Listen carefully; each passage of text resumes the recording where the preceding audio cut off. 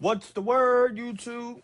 I'm Sports Dano here for my first ever YouTube video. And for my first ever YouTube video, we're going to cover some NFL content. So the draft just recently passed. And we're about to go over the first 15 picks, man. And with the first pick in the NFL draft, the Raiders selected Mendoza from Indiana, 6'5", 225 pounds. Mendoza for the Raiders, 41 passes with 6 interceptions. He was also the 2025 Heisman Trophy winner. He was a Maxwell finalist, and just a really solid pick, no-brainer pick.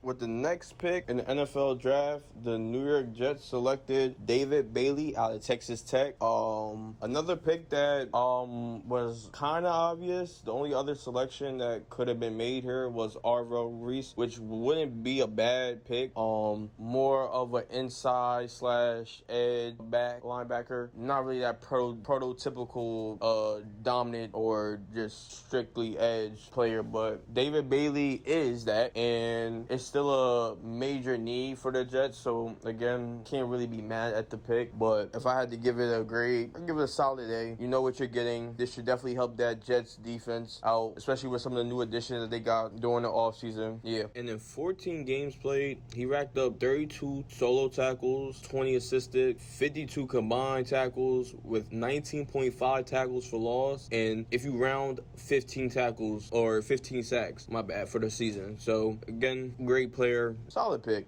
With the third pick in the NFL draft, the Arizona Cardinals selected Jeremiah Love out of Notre Dame. This was kind of a surprise. There was reports out right before the draft that Arizona would be selecting. They could select Jeremiah Love, but it was doubted because they just recently, over during this offseason, signed Tyler Algier to a contract. They still have James Conner on the roster with Trey Benson still, so it wasn't really thought about for them. It wasn't really smart, or a lot of people didn't think that they would have go after Jeremiah Love, but they went with him at 3. And Jeremiah Love for this season was just amazing. 1,300 yards rushing with 18 touchdowns, and at the combine he ran a 4.36. So I mean, the kid is probably, I guess, what I would deem one of the best running back prospects coming out of college since Saquon in 2018. So yeah, as far as the talent of the prospect, I love the pick. You got the best player available, or at least one of the best players available still. So I gave it a C. If I had to give it a grade, I would give it a C, but I still like Jeremiah, and I can't wait to see what he does in this up and coming season. With the fourth pick in the NFL draft, the Tennessee Titans selected Cardinal Tate out of Ohio State. Tate played 39 games, totaling 121 receptions with 1,800 yards and 14 touchdowns to go with it. I like Cardinal as a prospect. One of my favorite wideouts coming out of the draft. I believe he has number 1 potential. I've seen a lot of reports of people thinking that he fits better as number 2 option at the wideout position rather than a number 1. But I mean, he has the measurables and the size and to be a number 1. I believe he also has the skill. I mean, we can just look back on prior years, and Ohio State one of the best when it comes to producing wide receivers. So especially being in a talented room like that, it wouldn't surprise if he became a number 1 or ended up being a number 1 just because of the environment that he has been in, and also just the God-given abilities that he's been blessed with. So again, another shooter or team that was just going with whichever player falls to us type of mindset, and I give this pick a for the Titans. I really like it. With the next pick, the New York Giants selected Arvell Reese at number 5 from out of Ohio State. And another just stud, man. Another dog. Arvell stats, or at least collegiate stats, are looking like, through 2023 to 2025, he racked up total tackles, 112 tackles for loss, 13.5, and sacks, 7.0, and played 38 games at Ohio State. One of the elite speeds at the combine, coming in with a 4.46 in the 40, and has just not the best bend, but he is an athlete, definitely can move, and just has one hell of a motor. Like, there's a reason why, the was talks of him possibly, you know, playing either inside with a little bit of edge, or some people coming out and saying that if he gets drafted, converting him into a full edge because he has the size and the explosiveness and the tools to be a dominant or a successful edge in the league. So again, just another dog, another stud, man. Another pick that I can't be mad with. I actually like either one, either Arvell Reese here or Sonny Styles. I feel like would have been well enough, or you know, just as equal. So I like another pick. I like. Can't complain with what the Giants did. With the 6th pick in the NFL draft, the Kansas City Chiefs selected Mansour Delane, and I'm not gonna lie, really love this pick. Granted, this was a pick, just like the first couple picks, a lot of people had him mocked to the Chiefs. Granted, they had him mocked to the Chiefs at the 9th pick, not the 6th. That's because the Chiefs traded up with the Cleveland Browns for the 6th to move up to 6, while the Browns dropped to 9, and they went and grabbed their guy, the next franchise cornerback.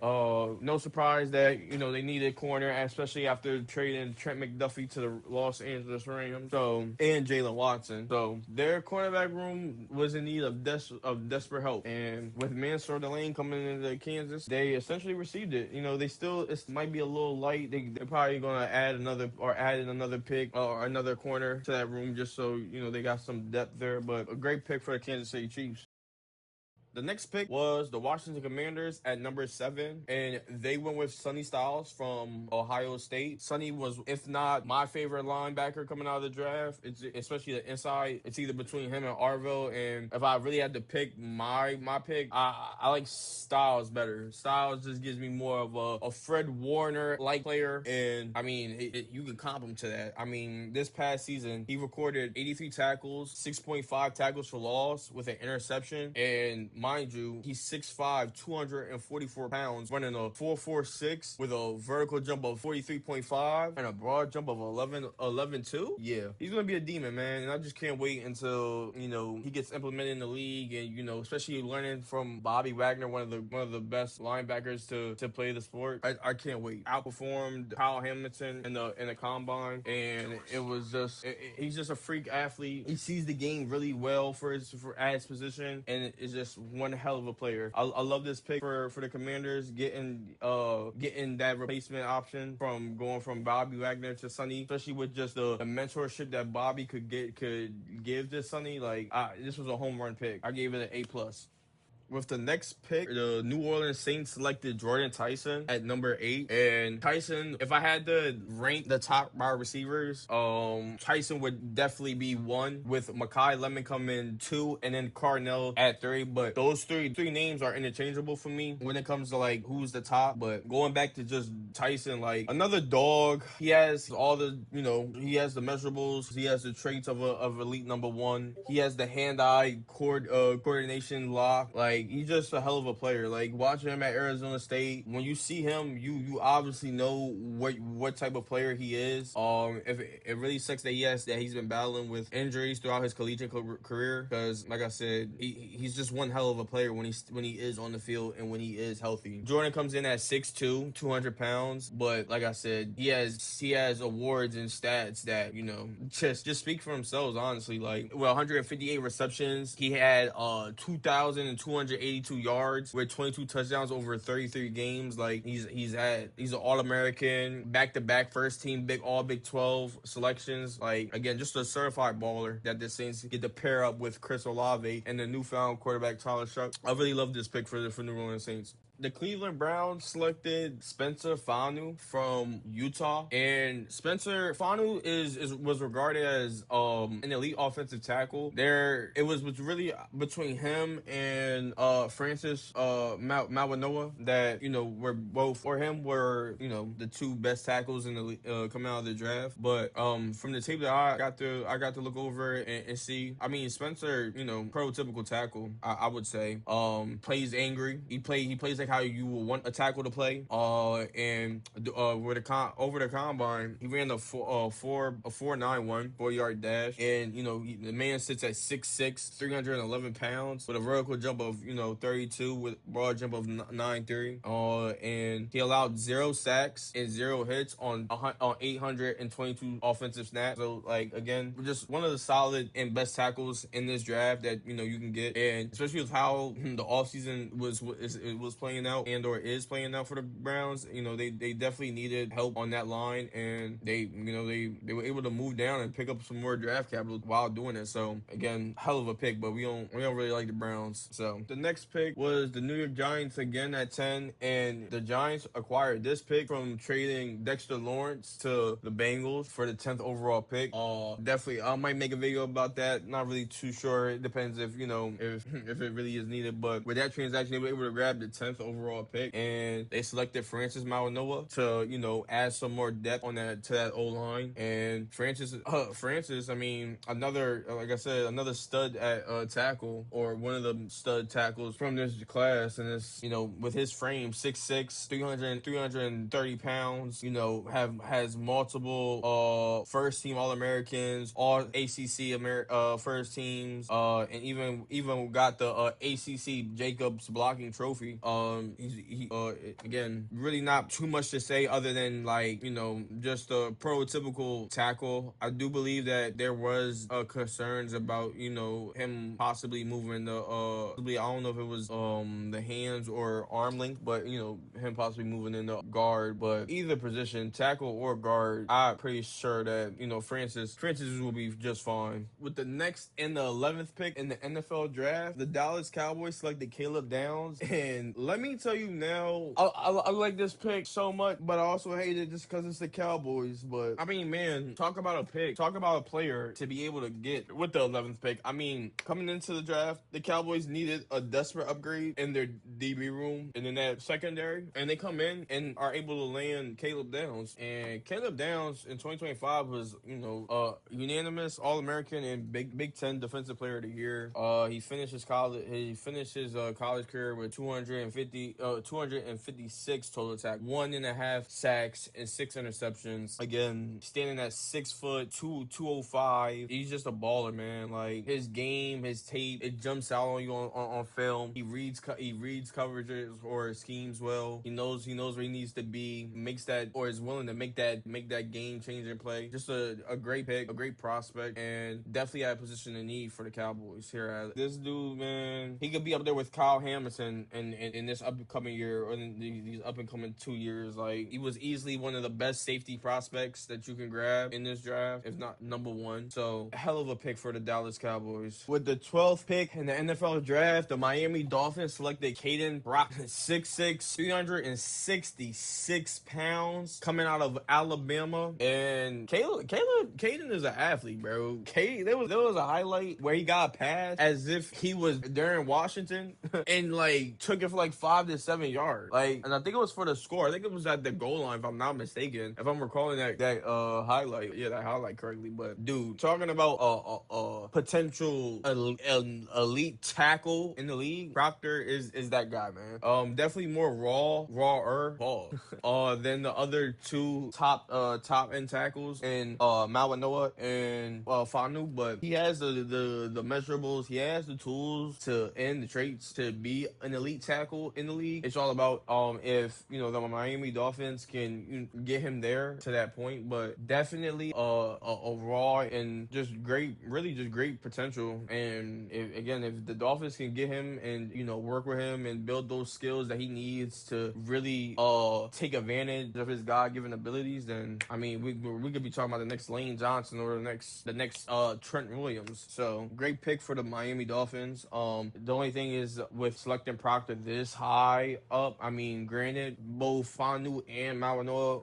went. So I mean, if there was any, if you wanted to say, you could say that the tackles, the offensive linemen started to go, but with just how many holes there are on the Dolphins, a lot of people, a lot of reporters, a lot of analysts, just was expecting them to go with a more, a more needed position. But I mean, we see in the league now, you know, a lot of the best teams have great lines and trench work in front of them. So I can't really be all the way mad at the Dolphins for selecting Proctor. So I mean, if I had to give him a grade, I would give him a B. But I like Proctor as a prospect, and you know, I don't really like the destination too much. But I mean, I'm willing to give them some slack. They got Patrick Paul over there, and he was another all offensive lineman that I saw potential in, and that I liked, sort of like kind of like Proctor. So you know, there's room there. There's room and there's potential there. And you know, we're just gonna have to see with time. With the 13th pick, the Los Angeles Rams selected Ty Simpson, and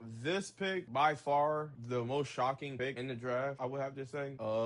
Didn't expect the Rams to go with Ty Simpson, you know, especially with the new additions of Trent McDuffie, Jalen Watts for the DB room and stuff. And, you know, they had Matthew Stafford. Granted, Matthew Stafford's old, but I mean, he's still balling like an MVP level quarterback, and seems like he still has a little bit juice in the tank. But I mean, that was one of the biggest questions and narratives going around the Rams was, you know, what are they going to do when Stafford is ready to retire and or, you know, be done with football, and with, you know, their championship window being as open as it is now. I mean, the Rams are loaded. So, you know, a lot of people expected them to, you know, just double down and just, you know, rack up on talent. And, you know, a lot of people, including myself, had them with the 13th pick either selecting a Makai Lemon or another weapon maybe, or another defensive piece like a Ruben Bain, just so you can have more pressure on that defensive line. But should they choose to go with Ty Simpson to, you know, sit behind Stafford and let him learn from Stafford, pick his brain, and just see how, you know, how they want their system ran and how they want their quarterback of the future to play. So I mean, I can't be mad for them, for the franchise, you know, and the team looking out for their future and just getting that plan set up already. Is just it's not like they're the favorites to win the Super Bowl. It's just not like there's not other teams are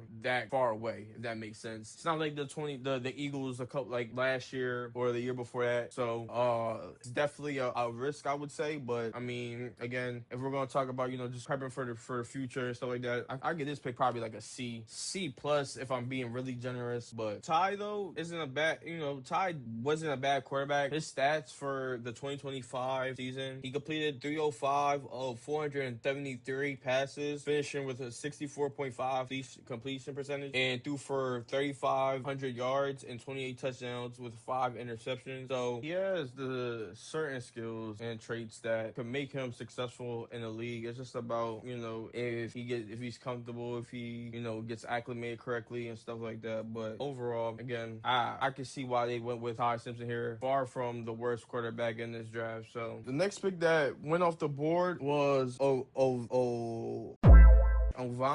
Oleni. I might be messing. I definitely messed up his name. But the guard out of Penn State, definitely the best guard in the draft from, you know, reporters and analysts. I mean, you can even just watch him play, and you can clearly tell that he's definitely one of the better guards in this class. But you know, 6'4", 320 pounds, vertical jump of 31.5 inches, and an arm length of 32 and 3/4. So great with pass protection. Could work on his run blocking and his just play recognition, but a real solid and key guard for this Ravens offensive line that just lost Lingerbaum, and I think it was Filele. So yeah, definitely a pick needed and really a kind of a shocker. I kind of would have thought they would have went with Kenyan Sadiq, just because even though they still have Mark Andrews, they lost likely in the offseason, and they lost their third string tight end, who was also a good pass catcher. So you know, I can't be too mad at the pick. Actually, again, I really like it, especially at a position of need. So, but again, another team I don't really like. And with the last pick that I'm gonna be covering of the first round and of the draft, with the 15th pick, the Tampa Bay Buccaneers selected Ruben Bain Jr. Now, I already mentioned it earlier with the Rams about, you know, them possibly being able to take Ruben Bain at 13 just to give them some more depth on their D-line, and just so that it could just make their job and their chances at winning the Super Bowl just a little bit easier. But again, they opted not to do it, and they decided to pass on him, and the Tampa Bay Buccaneers was able to pick him up, and because, I mean, essentially he just fell to them. And when I tell you, watching the draft and seeing when Ruben got called, I mean, bro, you could just feel the aura with every step. It was just like, yo, he's coming to wreck the league. He's coming with Aaron Donald like energy. And yes, I know Aaron Donald. Relax, Dan. Calm it down. But I mean, I'm telling you, watching him at Miami, the dude was a beast. I'm talking about dominant. It didn't really matter. And the biggest thing with Ruben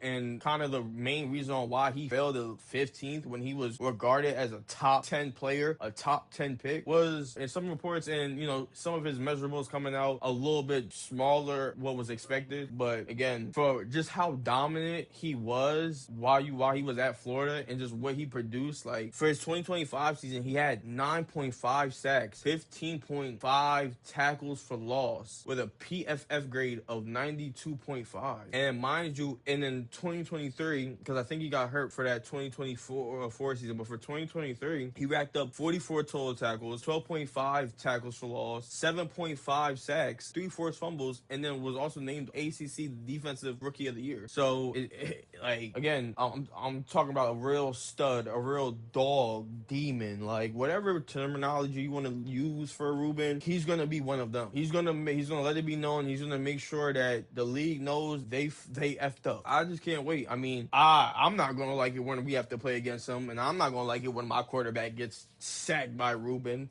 But I mean, for all the reports that came out about him throughout this whole process and before their draft, and just like, there's honestly no real reason, granted, other than like some numbers and short-armed edge rushers not really producing on the next level. Records are always meant to be broken, as people always like to say. So I don't understand why people just are cool with letting things be what they be, or just how things were. Again, like I said, I feel like Ruben is going to be on a mission for his rookie year, and then it's only going to get worse as the better he get and the more comfortable he gets. So, but that was all. Again, if I had to give a grade for this pick, A+++. Like, I mean, again, this with already some of the key defensive pieces that are on that Tampa Bay Buccaneers team, I mean, there ain't much more to say. It was a hell of a steal. But yeah, guys, those were the first 15 picks of the 2026 NFL Draft. Thank you all for watching the vid. Thank you for coming and tapping in to my first ever sports video on this page. There will be more content to come, more videos, and I just want to say I really appreciate everyone that stays to watch the vid throughout. Please, if it don't hurt too much, drop a like, leave a comment, just subscribe, man. This is Sports Dano, and I'll see you next time.